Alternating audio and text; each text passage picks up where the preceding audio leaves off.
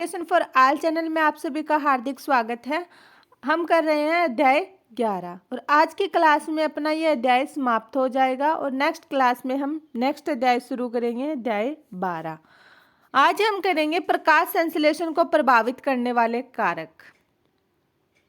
प्रकाश संश्लेषण को प्रभावित करने वाले कारकों के विषय में जानना आवश्यक है। प्रकाश संश्लेषण की दर पौधों के एवं फसली पादपों के उत्पादन जानने में अत्यंत ही महत्वपूर्ण है। प्रकाश संश्लेषण कई कारकों से प्रभावित होता है जो बाह्य तथा आंतरिक दोनों ही हो सकते हैं। पादप कारकों में संख्या, आकृति, आयु तथा पत्तियों का विन्यास, पर्णमध्योतक कोशिकाएं तथा क्लोरोप्लास्ट, आंतरिक कार्बन डाइऑक्साइड की सांद्रता और क्लोरोफिल की मात्रा आदि है। पादप अथवा आंतरिक कारक पौधों की वृद्धि तथा आनुवंशिक पूर्वानुकूलता पर निर्भर करते हैं। क्या कहा गया है इसमें कि प्रकाश संश्लेषण है उसको प्रभावित करने वाले कारकों के विषय में जानना आवश्यक है। प्रकाश संश्लेषण की दर है वो पौधों में फसली पादपों के उत्पादन जानने में अत्यंत ही महत्वपूर्ण है। प्रकाश संश्लेषण कई कारकों से प्रभावित होता है जो बाह्य तथा आंतरिक दोनों ही हो सकते हैं। पादप कारकों में संख्या, आकृति, आयु, पत्तियों का विन्यास, पर्णमध्योतक कोशिकाएं, क्लोरोप्लास्ट के आंतरिक कार्बन डाइऑक्साइड की सांद्रता और क्लोरोफिल की मात्रा आदि है। पादप तथा आंतरिक कारक पौधों की वृद्धि तथा आनुवंशिक पूर्वानुकूलता पर निर्भर करते हैं। आगे देखते हैं बाह्य कारक कौन कौन से हैं। सूर्य का प्रकाश, ताप, कार्बन डाइऑक्साइड की सांद्रता तथा जल। बाह्य कारक कौन कौन से होंगे, एक बार फिर से रिपीट कर लेते हैं। सूर्य का प्रकाश, ताप, कार्बन डाइऑक्साइड की सांद्रता तथा जल। पादप में प्रकाश संश्लेषण की प्रक्रिया में ये सभी कारक एक समय में साथ साथ प्रभाव डालते हैं। एक समय में साथ साथ प्रभाव डालेंगे। यद्यपि बहुत सारे कारक परस्पर क्रिया करते हैं तथा साथ साथ प्रकाश संश्लेषण अथवा कार्बन डाइऑक्साइड की यौगिकरण को प्रभावित करते हैं, फिर भी प्राय इनमें से कोई भी एक कारक इस दर को प्रभावित अथवा सीमित करने का मुख्य कारण बन जाता है। अतः किसी भी समय पर उपानुकूलतम स्तर पर उपलब्ध कारकों द्वारा प्रकाश संश्लेषण की दर का निर्धारण होगा। आगे देखते हैं। जब अनेक कारक किसी जैव रासायनिक प्रक्रिया को प्रभावित करते हैं तो ब्लैकमैन का 1905 का लॉ ऑफ लिमिटिंग फैक्टर प्रभाव में आता है। क्या कहा गया है, स्टार लगा लीजिए यहाँ पर। जब अनेक कारक किसी जैव रासायनिक क्रिया को प्रभावित करते हैं, जब अनेक कारक जैव रासायनिक प्रक्रिया को प्रभावित करते हैं तो ब्लैकमैन का लॉ ऑफ लिमिटिंग फैक्टर प्रभाव में आता है। कौन सा लॉ, ब्लैकमैन का कौन सा फैक्टर प्रभाव में आएगा, लॉ ऑफ लिमिटिंग फैक्टर। इसके अनुसार यदि कोई रासायनिक प्रक्रिया एक से अधिक कारकों द्वारा प्रभावित होती है तो इसकी दर का निर्धारण उसी सीमित कारक द्वारा होगा जो कि न्यूनतम मान मूल्य वाला हो। अगर उस कारक की मात्रा बदल दी जाए तो कारक प्रक्रिया को सीधे प्रभावित करेगा। आगे देखते हैं।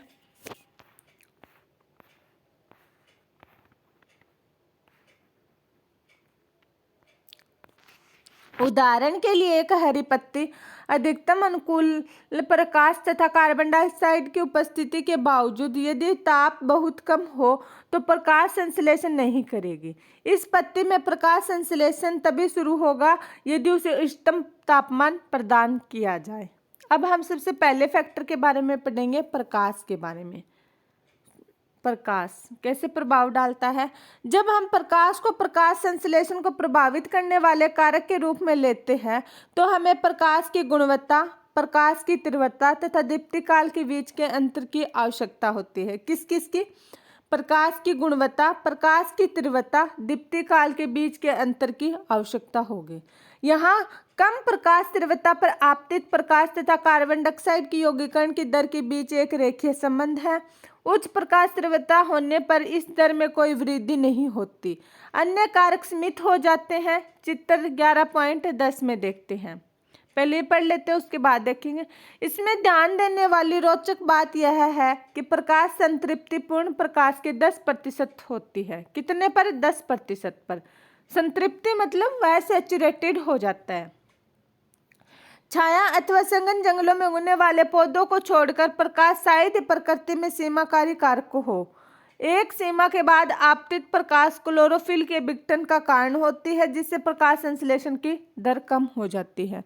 मतलब हमें कोई भी चीज एक लिमिट तक चाहिए होती है, अगर उसकी लिमिट बढ़ने लग जाती है तो वह हमारी आवश्यकता से ज़्यादा होने लगती है, तो वह फायदे की जगह नुकसान पहुंचाने लगती है।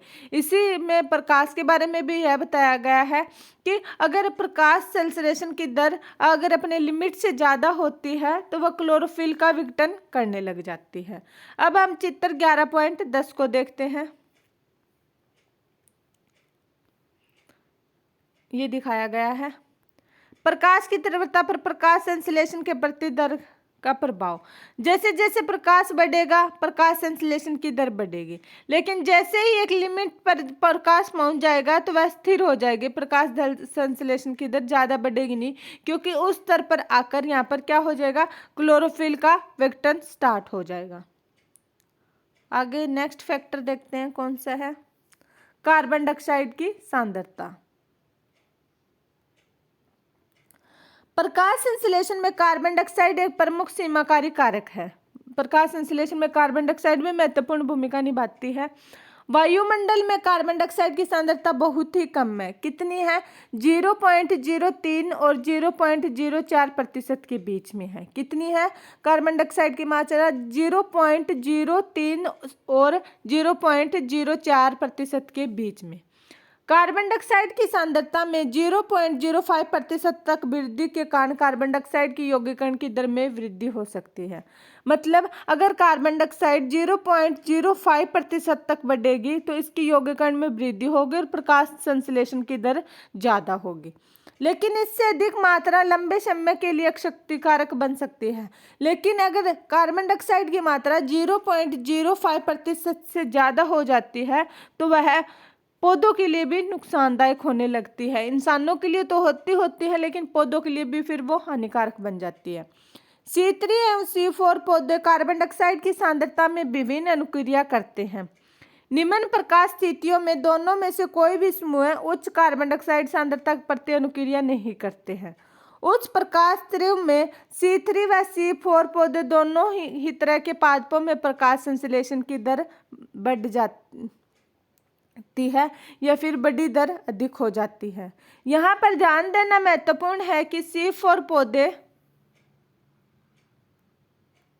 लगभग 360 माइक्रो पर लीटर पर संतृप्त हो जाते हैं, जबकि C3 बढ़ी हुई कार्बन डाइऑक्साइड पर अनुक्रिया करता है और संतृप्तन केवल 450 माइक्रोलीटर के बाद ही दिखाई देते हैं। अतः उपलब्ध कार्बन डाइऑक्साइड का स्तर C3 पादपों के लिए सीमाकारी है। सच यह है कि C3 पौधे उच्चतर कार्बन डाइऑक्साइड सांद्रता में अनुक्रिया करते हैं और इससे प्रकाश संश्लेषण की दर में वृद्धि होती है। इसके फलस्वरूप उत्पादन अधिक होता है और सिद्धांत का प्रयोग ग्रीन हाउस फसलें जैसे टमाटर, बेल, मिर्च में किया गया है। इन्हें कार्बन डाइऑक्साइड से भरपूर वातावरण में बढ़ने का अवसर दिया जाता है ताकि उच्च पैदावार हो सके। क्या कहा गया है, मोटे मोटे शब्दों में इसका ही रिजल्ट यही निकलता है कि कार्बन डाइऑक्साइड की मात्रा भी 0.05% तक की दर पर बढ़ी हुई लाभदायक है। इससे ज़्यादा अगर यह बढ़ेगी तो यह पौधों के लिए भी नुकसानदायक है। आगे है ताप। अप्रकाशीय विक्रिया एंजाइम पर निर्भर करती है। किस पर निर्भर करेगी, एंजाइम पर, इसलिए ताप द्वारा नियंत्रित होती है। यद्यपि प्रकाश विक्रिया भी ताप संवेदी होती है, लेकिन उस पर ताप का काफी कम प्रभाव होता है। C4 पौधे उच्च ताप पर अनुक्रिया करते हैं तथा उनमें प्रकाश संश्लेषण की दर भी ऊंची होती है, जबकि C3 पौधों के लिए इष्टतम ताप कम होता है। विभिन्न पौधों के प्रकाश संश्लेषण का इष्टतम ताप उनके अनुकूलित आवास पर निर्भर करता है। उष्णकटिबंधीय पौधों के लिए इष्टतम ताप उच्च होता है। समशीतोष्ण जलवायु में उगने वाले पौधों के लिए एक अपेक्षाकृत कम ताप की आवश्यकता होती है। इसमें यह बताया गया है कि ताप भी एक महत्वपूर्ण भूमिका निभाता है, क्योंकि ताप पर एंजाइम की क्रिया निर्भर करती है और अलग अलग पौधों के ताप के इष्टतम ताप का मान अलग अलग होता है। आगे है जल। यद्यपि प्रकाश अभिक्रिया में जल एक महत्वपूर्ण प्रतिक्रिया विकारक है, तथापि प्रकारक के रूप में जल का प्रभाव पूरे पादप पर पड़ता है, न कि सीधे प्रकाश संश्लेषण पर। जल तनाव रंध्र को बंद कर देता है, अतः कार्बन डाइऑक्साइड की उपलब्धता घट जाती है। इसके साथ ही जल तनाव से पत्तियां मुरझा जाती है, जिससे पत्ती का क्षेत्रफल कम हो जाता है। इसके साथ ही साथ उपापचयी क्रियाएं भी कम हो जाती है।